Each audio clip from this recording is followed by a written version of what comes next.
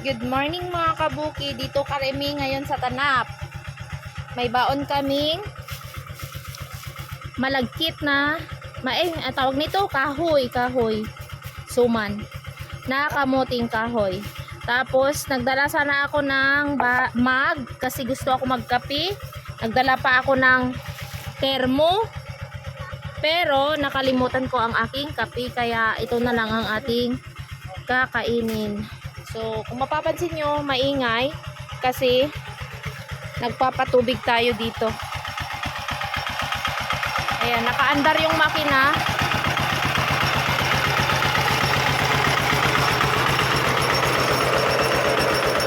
Andun yung tubig. Kaya kahit mahal yung krodo, kailangan natin magpatubig kasi sayang yung ating palay.